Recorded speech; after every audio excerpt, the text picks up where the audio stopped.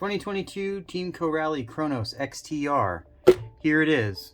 I've got quite a few packs through this truck now, and we've done some regular bashing and some torture testing. Going to be showing you some of that in this video. We're going to go over what you get inside, and then we're going to give you my thoughts on it and whether I think this truck is worth it, and whether or not I think this is a worthy competition to the Arrma Kraton EXB. So what do you get in the package? Normally I wouldn't talk about this in the review because we went over it in the unboxing, but I think it's important to mention that in this package you get this truck, which is a roller just like the EXB, the Arrma EXB, but you also get a spare body and a pinion, neither of which come with the Arrma EXB, so that represents added value for money. So what do you get in the Kronos? First of all, obviously you get this body. Under the body, you get the standard Kronos, but as a roller. As you can see, I have my electronics in here, but you also get a lot of upgrades from the standard Kronos.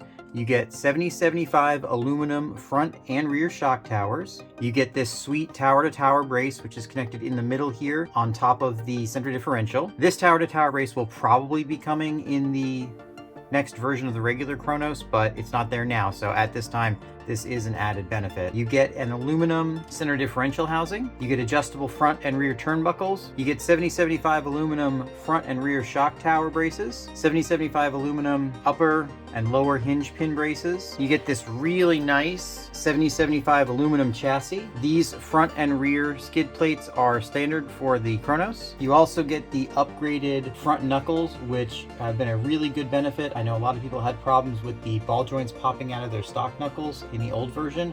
I have bashed this thing pretty hard and I have not popped a single ball joint out of here, so I think that problem is solved. You get an upgraded servo saver and steering setup. It has two plates instead of just one. You also get a bunch of really cool carbon fiber reinforcement. This really helps stiffen up this 70/75 aluminum chassis. I want to address one thing that I've heard a lot of people say about Team Corally, and that they are copying Arrma. Before we talk about that, I want to thank everybody who has subscribed to this channel in the last couple of weeks. There's been a huge response from everybody, and I really appreciate it. If you aren't subscribed, please make sure you get subscribed, because there's a lot of really cool stuff coming up in this channel in the future, and you're not going to want to miss it. All right, so the elephant in the room. Is Team Corally copying Arrma? I would say yes and no. The designs are very similar. However, there are also a lot of differences. It's important to remember that there aren't that many ways you can create a aluminum pan, four-wheel drive, low center of gravity monster truck. Because of this, most of these designs are going to be fairly similar. That being said,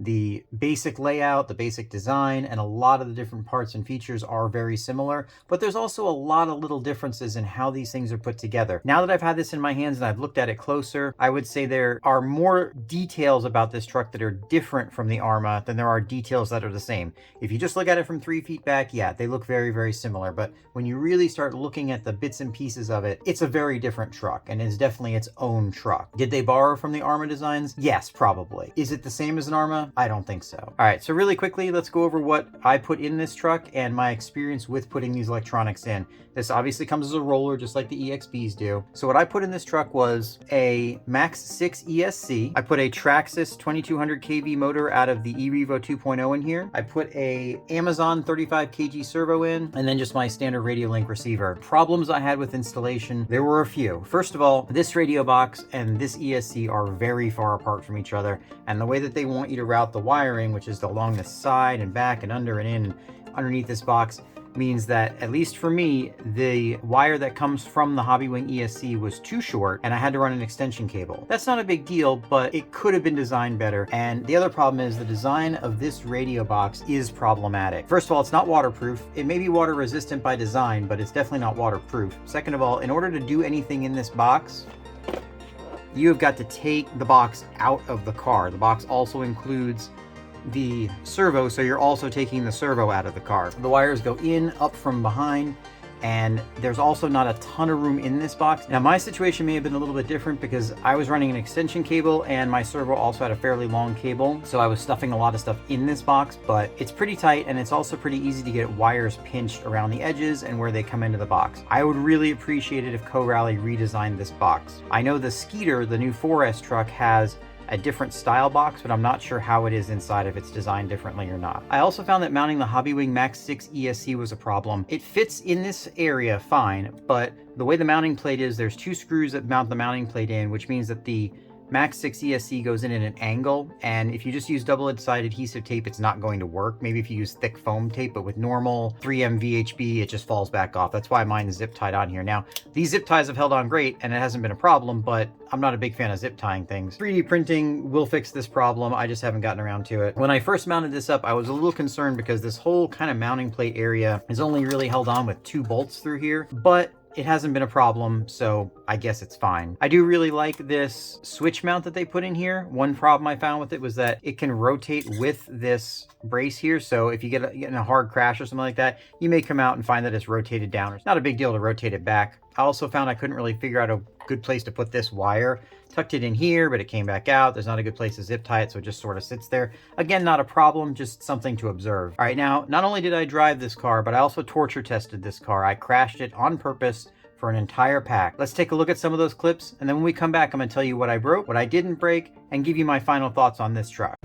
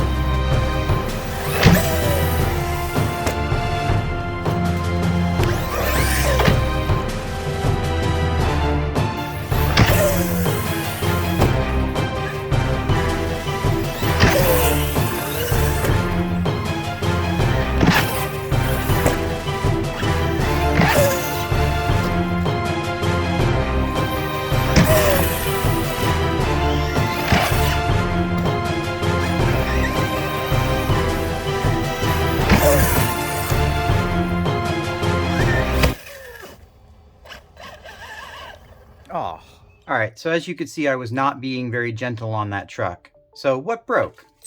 This is pretty much it. I broke a battery strap very early on. I am running a fairly heavy 6S battery in here, but these battery straps should not be breaking. As you can see, it's just ripped right in the middle here. I've had some problems with other brands' battery straps before, so I'm not too terribly disappointed in this. I replaced it with a Techno battery strap, and things have been fine since then. On one of the first hits, I broke this outside left tie rod end. It wasn't a huge hit, but it wasn't a mild hit either. I replaced it, went right back out, and then ended up breaking the left side tie rod as well. Now, the cheaper versions of this car have a full plastic tie rod, and I believe that's actually going to be a stronger option for this because with a full plastic tie rod, the entire tie rod can bend in a crash. With these metal tie rods and tie rod ends, the only thing that can bend is this end. So that's where all the energy ends up getting absorbed, and you either shear the ends off at the threads or you shear the plastic piece off. So I've ordered a set of those plastic ones, and I'm going to put those on, and I'll be posting a follow-up about that. So make sure you're subscribed to find out about that. Now, these nuts, I did not actually break these, but they're not on the car. And the reason is because if you look, they are not serrated on either side. This means that these nuts will come loose. I tried Loctiting these nuts on and they were still coming loose. I replaced them with a set of serrated Arrma nuts and problem solved. So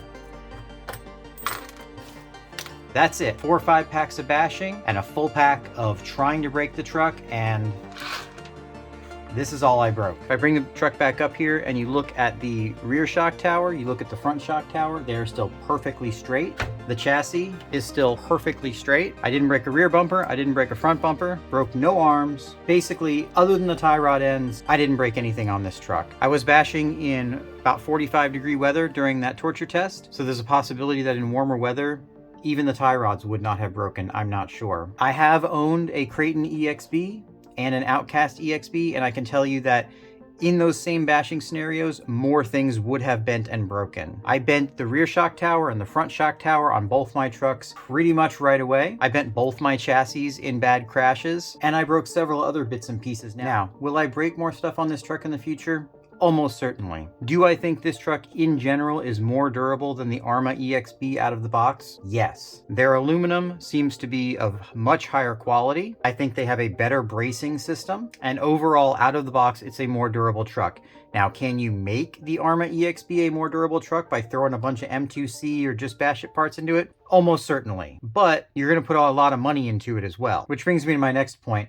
This truck is a little bit cheaper than the Arrma EXB, but you also get a spare body and a pinion with it, which means that you're going to be overall spending around $100 less for this truck than you would be for the Arrma EXB. There are also places where you can get coupons for this truck online, and a lot of the places that sell this truck don't charge tax, so those represent additional savings. Should you buy this truck? Yes, I think you should buy this truck. Buy it, vent your tires, put some good electronics in it, maybe replace these tie rods with the cheaper plastic ones that come on the lower end Kronos, and go out there, bash this thing, have fun. I think you're gonna love it. All right, guys, thanks for watching to the end. Subscribe, hit that bell to get notified of new videos coming out, and we'll see you next time.